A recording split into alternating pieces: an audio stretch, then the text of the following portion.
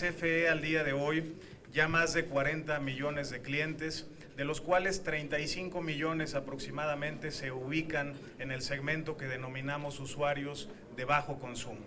Tenemos una capacidad instalada de cerca de 55,000 megas y si pasamos a la siguiente, permítanme compartirles muy brevemente la nueva estructura que la reforma energética estableció para la CFE.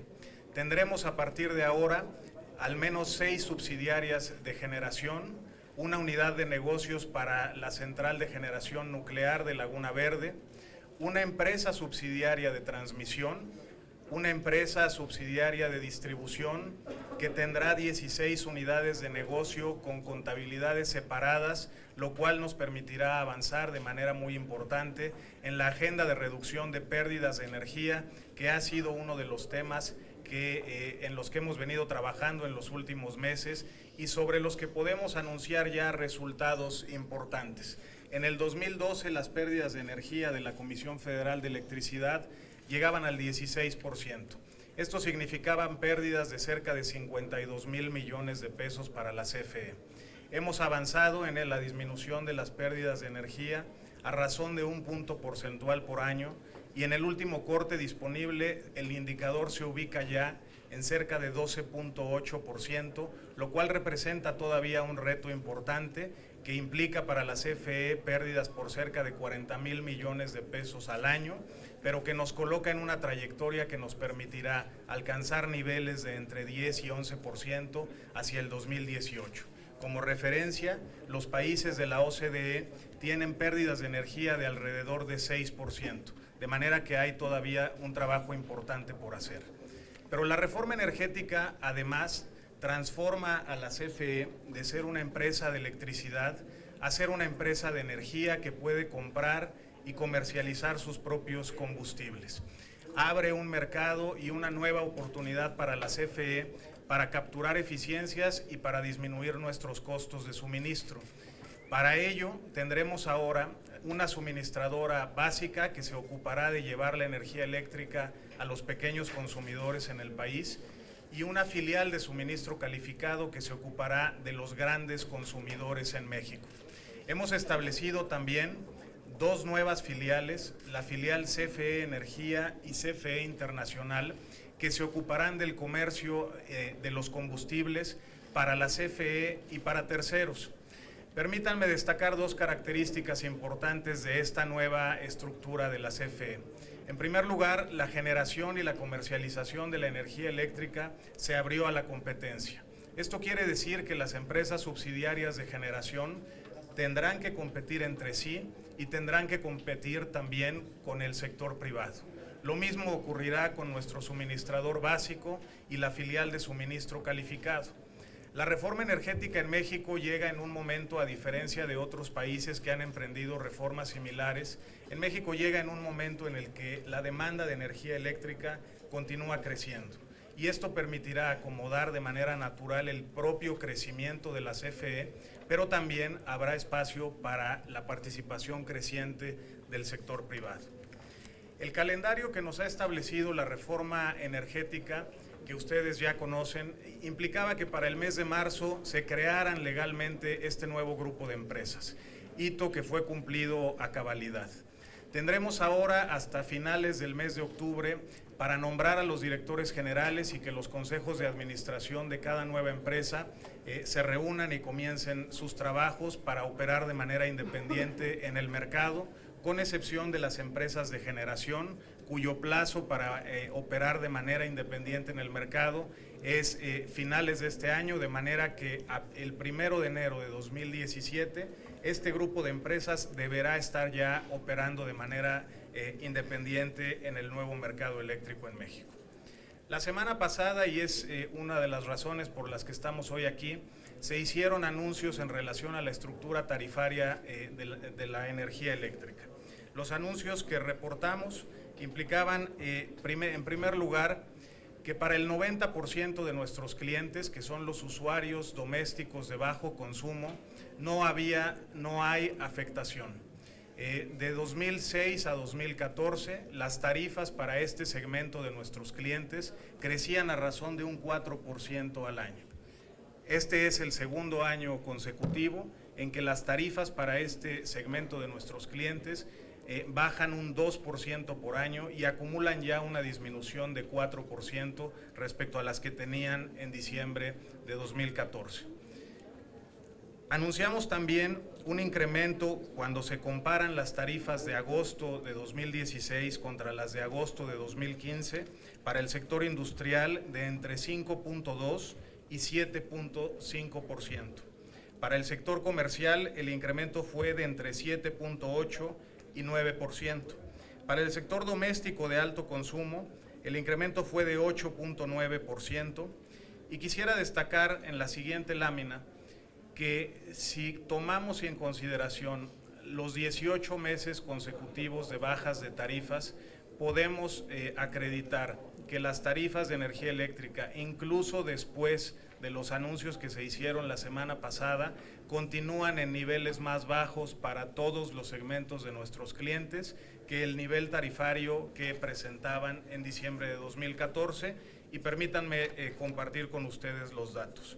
Si comparamos las tarifas para el sector industrial en horario de media tensión de diciembre de 2014 contra agosto de 2016, estas tarifas se ubican abajo en 27.2%.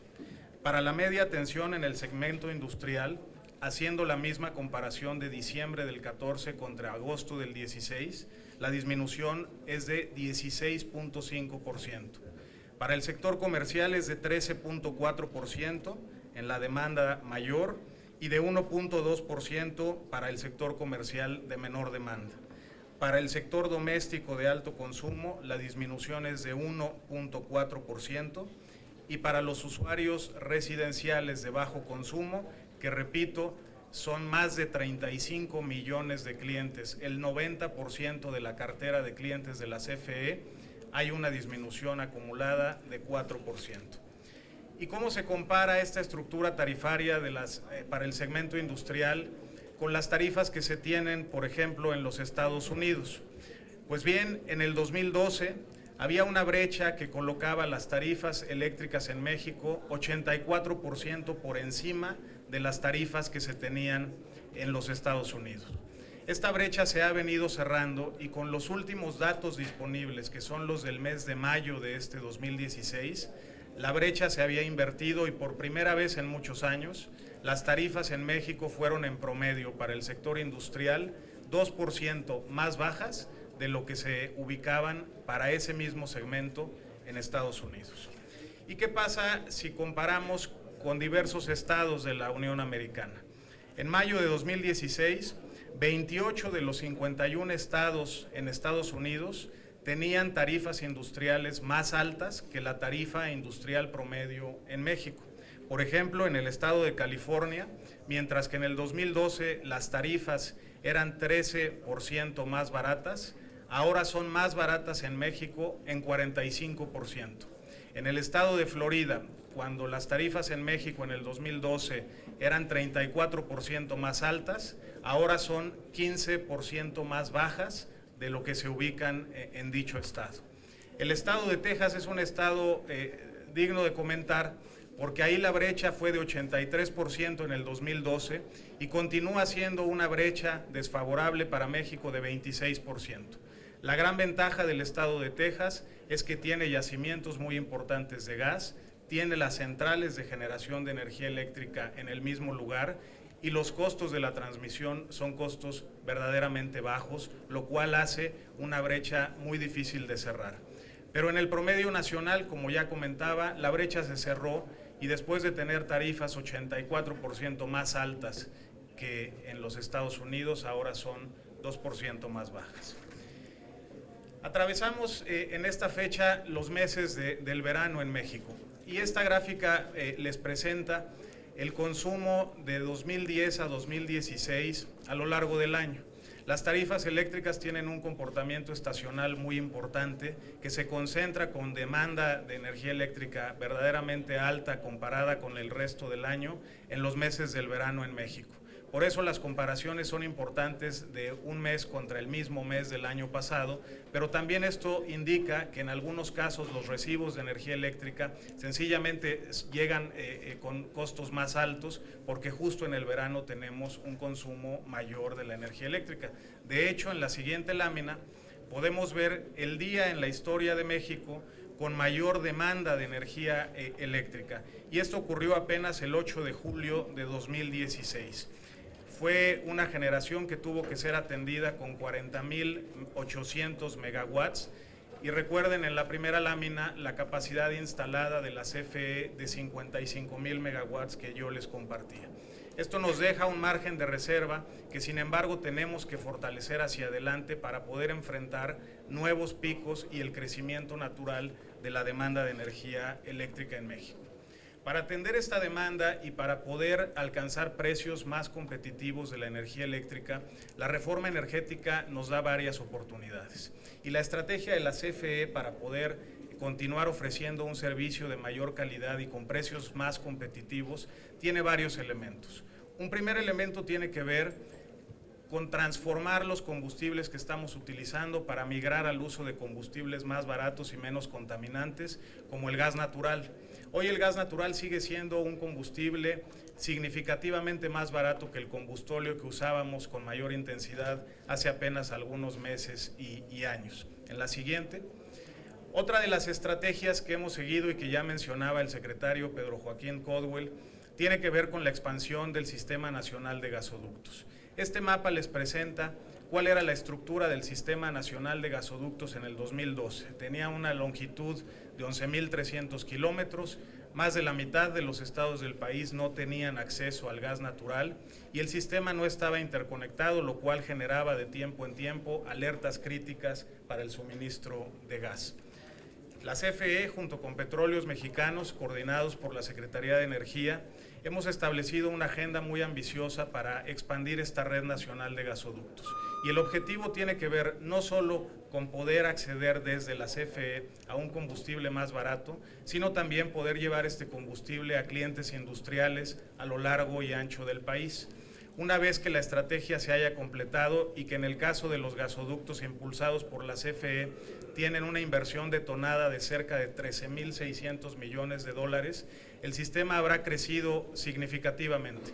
El secretario mostraba que habrá crecido en cerca de 85% y prácticamente todos los estados del país tendrán acceso a gas natural, salvo 2 estados para los cuales ya la Secretaría de Energía trabaja en proyectos adicionales.